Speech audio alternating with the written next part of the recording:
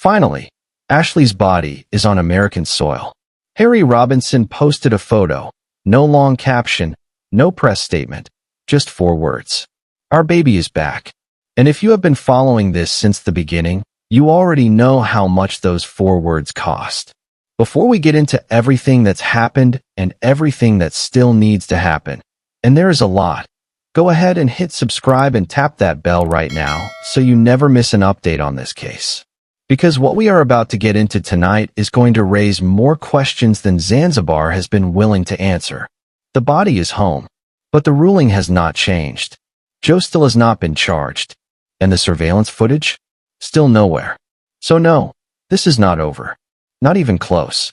This update covers an ongoing international investigation involving a suspicious death abroad, institutional failure, and alleged corruption. If you are new here, welcome to Twisted Truths, where we go past the headlines and into the details that actually matter. Subscribe and turn on notifications so you are always first to know when something breaks on the cases we cover. Now let's get into it. Here is what people need to understand about the moment we are in right now. Ashlee's body being returned to the United States feels like a win, and in some ways it genuinely is. Her family has been fighting for this. Her father has been public and vocal and relentless. Getting her home was the first battle, and they won it. That matters enormously. But the return of her body also marks a turning point that cuts both ways. On one side, it opens doors. An independent autopsy can now be conducted on American soil. Independent toxicology. Her family has the legal right to pursue both, and those results could tell a story that directly contradicts everything Zanzibar put on paper. That is significant. That is a real avenue. On the other side, Zanzibar releasing her body this quickly, a week and a half after her death, signals something about where they believe their investigation stands. Jurisdictions do not typically release remains in a case of this scale and this level of international visibility this fast. When they do, it usually means one of 2 things. Either they are genuinely confident their work is complete, or they are signaling that they want the pressure to go away. Given everything we know about how this case was handled from the very first 24 hours, ask yourself which one of those feels more honest. The other thing that releasing her body does, and this is the part people are not talking about enough, is it gives her family something to hold on to. Something that feels like closure. And closure, even partial, even premature, has a way of making people exhale. Of making the relentless pressure ease just slightly. Of making it feel like the most urgent fight is over. It is not over. The most urgent fight is just beginning. Ashlee Jenae Robinson deserved to come home differently than this. She deserved to walk off a plane, not be carried home after a ruling that was issued before anyone had actually looked at the room. She deserved the kind of investigation where the people closest to her were questioned first. She deserved answers from the very first hour. What her family has done since losing her has been extraordinary. Fighting across time zones and language barriers and diplomatic walls that were not built with grieving Black American families in mind. They pushed. They stayed visible. They let the world in even when it was painful. And now her body is home. And that should give them some peace. They deserve that peace. But Ashlee deserves more than peace for her family. She deserves accountability for what happened to her. Those 2 things need to happen at the same time. And right now, only one of them has. Her name is Ashlee Jenae. She was loved. She was fought for. And the people who followed this case from the beginning, you included, are part of the reason her body made it home at all. Now stay in it. Joe McCann has been very quiet. And that silence has been very loud. His passport was held pending the autopsy and investigation. That was the official reasoning. Now that Zanzibar has completed their process and released Ashlee's body, the question every single person following this case is asking is the same one. What happens to Joe now? Because the logic that was used to hold his passport, we are waiting on the autopsy, we are waiting on the investigation, that clock has apparently run. Zanzibar has their samples. They have issued their findings internally. They released her body. So what is still tying Joe to that island? Sources close to this story have indicated that an answer on his passport is coming in the next few days. And that update is going to tell us everything we need to know about whether what happened over there was a real investigation or a performance of one. If Joe McCann gets his passport back, walks out of Zanzibar, and the ruling stays exactly where it is, that is your answer. That is the moment where a cover-up stops being a theory and starts being the only explanation that fits. The other thing worth saying plainly is this. Joe McCann is reportedly worth somewhere between $45 and $50 million. That kind of money, in an environment where local sources have consistently described a culture of financial influence over official outcomes, that is not a neutral variable. That is the context inside which every decision in this case was made. Every rushed ruling. Every unquestioned hour. Every day the surveillance footage has stayed hidden. None of this happened in a vacuum. None of it happened to a man with no resources and no reach. What happened in that room has never been fully and transparently accounted for. The keycard data placed Joe in a room nearly 10 minutes away. The hotel staff member checked on Ashlee. Was told to come back in 15 minutes. Came back. And the outcome of that return is what brought this story to the world. What we still do not have publicly is the forensic account of what the room looked like. DNA, fingerprints, physical evidence. The press conference that came out of Zanzibar gave us almost none of that. They acknowledged an autopsy. They referenced samples being taken. They confirmed that a worker had asked about a phone charger, had come back, had been told to return in 15 minutes. And then the ruling. The physical evidence from that room, whatever it shows, has not been shared with the public. In a case where the initial ruling was issued in 24 hours and the man with the most documented connection to Ashlee in her final days was not immediately questioned, the absence of that forensic detail is not a small gap. It is the center of the entire story. And there is the back of those villas. The windows. The doors without keycard access. Keycard logs are useful, but they only tell you what was recorded electronically. They do not cover every exit.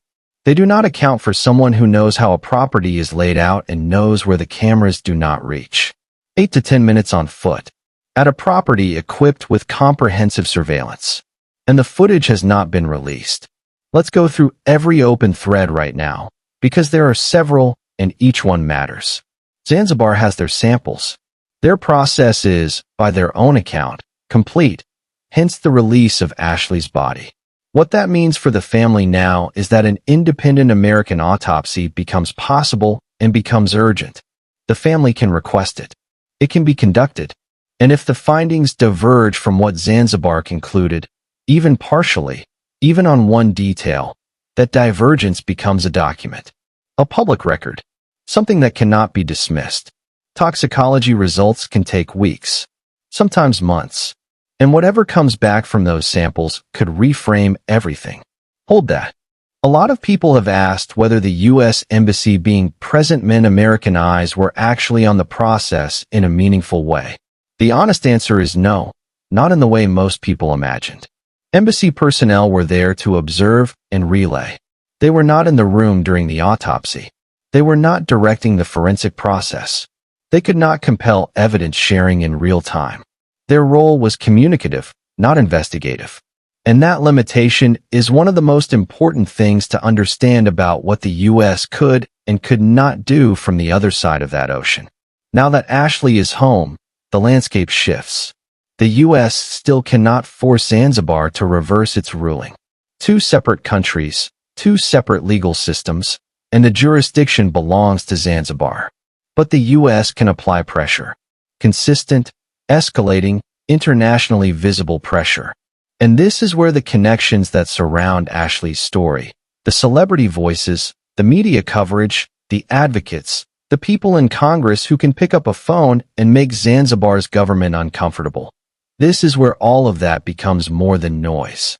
If the President of the United States directs the FBI and State Department to push on this case, Zanzibar is having a fundamentally different conversation than if a local congressman sends a letter. The level of pressure matters. And building that pressure to the level it needs to reach is the family's most important work right now. A civil case against Joe McCann in the United States is also a real possibility. Difficult to pursue. Rare. But Joe is American. His assets are American. The civil standard of proof is lower than criminal. The door is not locked. We still have no public disclosure of what was found or not found in that room. No DNA results. No fingerprint analysis. No physical evidence walkthrough. There has been no update on where the hotel and police stand relative to each other, given that their accounts of events have not consistently aligned. Watching what happens to Joe's travel status in the next few days is one of the clearest indicators of how seriously Zanzibar is treating what they claimed was an open investigation. And the surveillance footage, this is the thread that everything else depends on. People with direct knowledge of that property have confirmed the footage exists. It has not surfaced. The hope, held carefully, is that someone inside that hotel management structure is protecting it from the people who would benefit most from its disappearance. That footage should go to Ashlee's parents, not officials, not anyone whose interests might not align with the truth. Her parents. The Zanzibar investigation has not been formally closed. It has also not visibly moved. And Zanzibar has a very specific reason to resist changing the ruling on their own, because reversing it means admitting the first one was wrong, in a case that was watched by millions, in a way that implicates their police and their process and anyone who may have benefited from a fast conclusion. They are not going to open that door voluntarily, which means the pressure has to build until they have no other option. Before we get to the most important part of this update, if you have been following this case and this channel is helping you stay informed, take a second to like this video and subscribe. It genuinely keeps this going. Now, back to what happens next with Joe McCann. There is no trial. There are no charges. And the ruling has not changed. That is where things stand, stated plainly, with no softening. What the return of Ashlee's body does is create a new set of possibilities, not guarantees, possibilities. An independent American autopsy, independent toxicology, physical findings that may contradict what Zanzibar put on paper. Those findings, if they come, become the foundation of every conversation that follows. They become the document the family takes to Congress, to the media, to every celebrity and advocate and international voice that has been part of this. None of that automatically results in charges in Zanzibar. The jurisdiction issue does not disappear because American forensics reached a different conclusion. But it changes the political math. It changes what Zanzibar has to weigh when they decide whether keeping this ruling in place is worth the sustained international pressure that will follow a contradicting American finding. Zanzibar does not want to reverse that ruling. They have every institutional reason not to. Reversing it means opening every question about who made the original call, how fast it came, what was not looked at, and who may have benefited from the speed of it. That is a door they have been keeping shut since the first 24 hours. The pressure has to make keeping it shut more costly than opening it. And that math, that uncomfortable, public, relentless math, is what Ashlee's family, her advocates, and everyone still watching this story has the power to change. Joe McCann has not been exonerated. He has not been charged. And the space between those two facts is exactly where the truth is still living. Here is the question that has never been answered. If that surveillance footage is released, all of it, unedited, timestamp intact, what does it show? Someone knows. Someone at that hotel has watched it. And the fact that it has not been shared publicly, in a case with this level of international attention, in a case where the official ruling was issued in under 24 hours, that silence is not neutral. That silence is a choice. Evidence does not lie. Evidence does not have an agenda. It does not benefit from a quiet outcome or a fast ruling. It just sits there, recording whatever it recorded, waiting for someone with enough courage and enough access to bring it into the light. The family has Ashlee home now. That is real. That matters. Take the weekend. Grieve. Hold each other. You fought for her, and you got her back, and that is something nobody can take from you. But when Monday comes, the pressure needs to double. An independent autopsy. independent toxicology. Every celebrity, every advocate, every media voice, every congressional contact, all of it, louder and more organized than before. Not because justice is close, because it is still far. And the only thing that closes that distance is sustained, unrelenting, internationally visible noise. Because here is the truth. The moment this story gets quiet, the moment mainstream attention moves on, is the moment Zanzibar breathes again.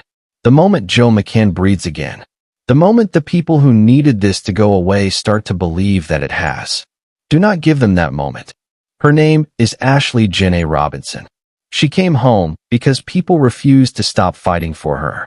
The investigation into what happened to her is not finished. The ruling is not final. And the footage that could change everything is still out there. Stay loud. Stay in it. For Ashlee, if this update stayed with you, subscribe and turn on notifications. Every subscriber makes it possible to keep covering Ashlee's case and to make sure it is never forgotten.